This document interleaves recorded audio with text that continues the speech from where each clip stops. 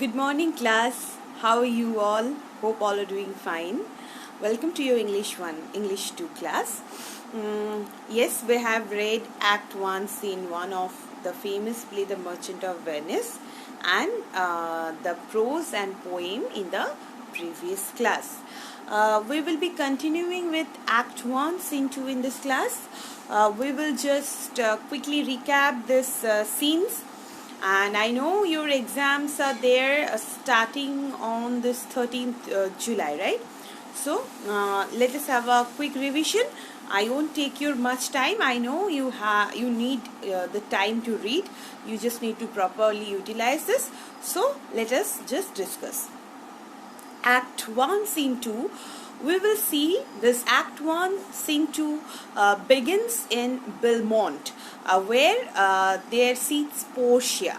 Now, Portia, we just got to know about Portia from Bassanio in Act 1, Scene 1, when he was talking about her to Antonio regarding being her suitor and he needs money. We just got to know her name, but here we will be introduced to the character. We will see she is also weary and sad because she has to go by her father's will. She cannot choose whatever her heart desires. Okay, so she is seen talking to her maid Nerissa, and they are seen talking on the subject of various suitors, as many suitors are coming in to check their fortune, and everyone has their own characteristics, and these are presented very mockingly manner by Portia. So this is very interesting. Questions, there is a lot of chance for the questions to come for this scene, because there are we will get to meet here a number of suitors which hold, all of them hold a different personality, and it will help us to frame the question. Maybe you are asked, you are given the characteristics and you are asked to mention the character. So read out this. This is also very important. So it starts Act 2. Act 1, Scene 2, Belmont, a room in Portia's house. So as I told you, you will make one column for characters. On the above, you will write the location and then making bullets, and you will start doing it. So we will see here, Portia is talking to Nerissa, and this will go on. By my troth, Nerissa, my little body is weary of this great world. We are seeing here the character is very sad and despondent. Okay, and Nerissa is there to console her soul. And she is saying that you would be sweet, madam, if your miseries were in same abundances as your good fortunes are. And yet I see they are as sick as nothing. It is no mean happiness, therefore, to be seated in the mean. Superfluity comes sooner by white hairs, by competency lives longer. Okay, so it will go on, and we will get to see here. She has a doubt in choosing by her father's will. She actually is seen when not very in a pleasantly mood, not in a very pleasant mood, and to console such a weary soul, Nerissa starts saying that your father was ever virtuous. The holy men at their death have good inspirations. By saying this, she wants to say that, see, your father was a virtuous man, and whatever he decides for you will be the best. Okay, so better not to doubt his decision. Now, Portia is talking about the suitors, and she is ready to comment on each of them. So Portia is asking Nerissa, I pray thee overname them as thou namest them. I will describe them, and according to my description level at my affection. Okay, so here you will see the suitor. The first one was the Napoleon Prince. So you will make a bullet writing the Napoleon Prince, and then with an arrow we will describe his characteristics on the right hand side. As that's a cult indeed, for he doth nothing but talk of his horse. So we have seen he was a horse lover, and he can talk the whole day about his horse, and how did he make a pair of how he knows how to shoe his dog, like this type of discussion. Now then comes County Palatine. County Palatine, he doth nothing but frown. So his personality is like that. He does nothing but he always frown like that. Okay. So and you will not have me choose. He hears merry tales and smiles not. So this is his characteristic fault. I mean, even if he hears many merry tales and all, he decides not to love. So these are his characteristics. So these are very important. You can mark or you can write. Nerissa, now say you by the French Lord, Monsieur Le Bon. Okay. Now God made him, and therefore let me pass for a man. So according to Portia, since God has made him a man, let me consider the same. Otherwise I did not find anything in him to be considered as a man. Okay. So, and she also says, if he would despise me, I would forgive him, for if he loved me to madness, I shall never requite him. So, okay, if he despises me, it's okay. I am there to take that. But if he loves me, I cannot love him back. Not possible. Then comes Falconbridge, the young Baron of England. To this Portia says, you know, I say nothing to him, for he understands not me nor I him. Okay, there's a problem in language, so both of them cannot understand each other. Nerissa, what think you of the Scottish lord, his neighbor? Then another one, Scottish lord. Portia, that he hath a neighborly charity in him, for he borrowed a box of ale of the Englishman, and sure he would pay him again when he is able. I think the Frenchman became his surety and sailed under for another. So she's saying that the Scottish lord is in the benevolence of the Frenchman. Always he cannot perform his own duties, so he will always take help from his neighbor, the French one. Now comes Duke of Saxony's nephew. To this Portia says, very wildly in the morning when he is sober, and more wildly in the afternoon when he is drunk. He is the best. He is a little worse than a man, and he is the worst. He is in little better than a beast. So Portia is saying that in the morning when he is sober, he is not at all a man, and when he is drunk, he is no less than a beast. So you can understand these are ironical comments made on the part of Portia on each suitor. And then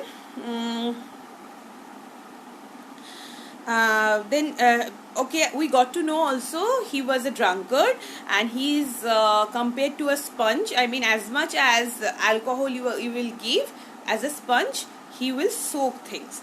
So Portia says she would love to be like Diana, and she would love to die being a virgin. But if there is no option left, then also this will not be an option for her to get married to this man.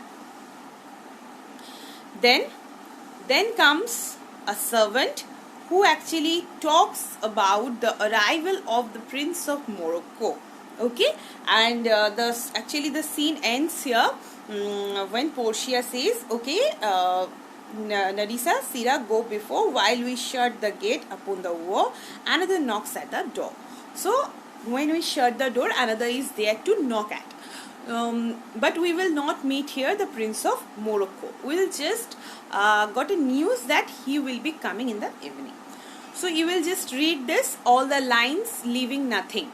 Okay, and then Act 1, Scene 3. See, this scene is a crucial scene as is it exposes the the supreme and the most interesting dramatic character in the play, that is Shylock. Okay, we will see here Bassanio will approach for a loan to Shylock of 3,000 ducats, taking Antonio's name and as his credit. And we will see here that Shylock nurtures a lot of grudges against Antonio, why we'll get to know here. And when he actually gets this opportunity to take his revenge, since he knows if Bassanio is unable to pay the loan, he will have the authority to charge Antonio. He can do anything to him. Okay, so taking this as an opportunity, he said if he forfeited, a pound of flesh will be cut from the nearest his heart. Okay, so we will see here, we will get to know about his cruel disposition, and what is his inner dilemma and how did he deal with it so far. So this scene is one of my favorites and it's very important. So this scene opens there in Venice, a public place. Enter Bassanio and Shylock. So Shylock, 3,000 ducats well, for 3 months well, and Antonio shall be bound. These 3 lines are everything for him. 3,000 ducats for 3 months, and Antonio shall be bound, the most favorite one to sound in his ears. Now, yes, and Shylock will ironically say many things about Antonio here, as he says, Antonio is a good man. Now, Bassanio will say, since Bassanio was his closest friend, he will say, have you heard any imputation to the contrary? Did you hear anything? I mean, I know Antonio is a very good man. Why are you saying this in a mockingly manner? Did you hear anything in contrary?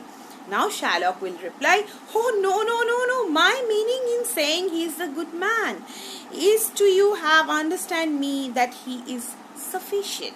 See, he is sufficient, it has a double meaning, because to Bassanio he wants to mean that he is sufficient to pay the loan, but to him being his credit was sufficient so that he can go by his own will and he can take whatever revenge his heart desires for. Okay, now we will see here, this will go on like that, and when Bassanio will offer him for dining together, he will just ignores it with a lot of aversion, because he knows this to dine with the Christian will be something to be considered as the worst. Okay, you need to read here. Okay, yes, to smell pork, to eat the habitation which you prophet Nazarite conjured the devil into. So there is a story also, a myth there, that once Jesus healed a madman by ordering devils that possessed him to leave his body and enter a herd of pigs. So this is also very important. And then Shylock will say how like a fawning publican he looks here. We will get to know about how much hatred he has reared upon against him. I hate him for he is a Christian, but more than in low simplicity he lends out money gratis and brings down the rate of usance here with us in Venice. So these are the causes why he hates him so much. Then again when Bassanio will talk about the amount of loan, Shylock will say, I am debating of my present store and my near guess of my memory. I cannot instantly raise up the gross. Now he will start playing with the emotion, because he knows only he is the way out for Bassanio as of now. So he will say, let me recall how much money I have, whether I'll be able to provide you that or not, like that. So here Antonio will come and say, Shylock, albeit I neither lend nor borrow by taking nor by giving of excess. Yet to supply the rife wants of my friend, I'll break a custom. Since don't have such tendency to borrow money from others, but it is for my friend's sake I am here standing before you and asking for this much loan. Now see, Shylock will say, I had forgot 3 months. You told me so. Now see, since he knows the ball is in own court, now he will just go on with his ironical comment and how much possible to insult. Now here one of the famous speeches of Shylock is, Senior Antonio, many a time and oft in the Rialto you have rated me about my monies and my usances. Still have I borne with it a patient shrug. But for sufferings is a badge of all our tribe. Now he will say, you actually insulted me many a times in the Rialto. You spat on me, you kicked me, just made fun of my Jewish gabardine, and I do not like you. I actually possess a lot of hatred against you, because due to you people also hate us, our own tribe. But we are not that bad as you made us to appear before everyone in Venice. So that is why he is very, very unhappy and dissatisfied with him. And besides saying all this, he is saying that, see, you insulted me, you called me those words, and you just insulted my tribe as well, and for that kindness of yours I am ready to provide you this much money you want. Okay? And Antonio will be saying that, don't treat me as your friend, just conceive me as your enemy, so that if I forfeit, you will have the right to be cruel as much as you want. Okay? To this Shylock will say, this is again another important speech. Why look you how you storm? I would be friends with you and have you love. And it will just go on like that. To this Shylock will say, this kindness will I show, go with my notary, sell me there, your single born, and in a merry sport. If you repay me not on such a day, in such a place, such sum or sums are expressed in the condition, let the forfeit be nominated for an equal pound of your fair flesh, to be cut off and taken in the part of your body pleaseth me. Now we all are getting exposed to his cruel side, and we'll get to see here how much dangerous he can become with his actions. But Antonio will be very confident regarding his ventures, and he will say, why fear no man, I will not forfeit it. Within this 2 months, that's month before this bond expires, I do expect return of thrice 3 times the value of this bond. Okay? Now Bassanio will say not to sign such a bond, such a villainous bond, such a bloody bond. But Antonio will say, come on, in this there be no dismay, my ships come home a month before the day. And it ends here with Antonio's a lot of confidence. But what had happened afterwards, we need to read the rest of the drama. We have started though, yes, but we will be not continuing with the new portions today. In the next class onwards, we'll be doing that. Till then, you just do read well. If you have any query, please do write to me. I think if you go by my words, if you just be careful in the classes, listen to all the words said by me, you will face no problem. You will just score 20 out of 20. I am confident. Okay.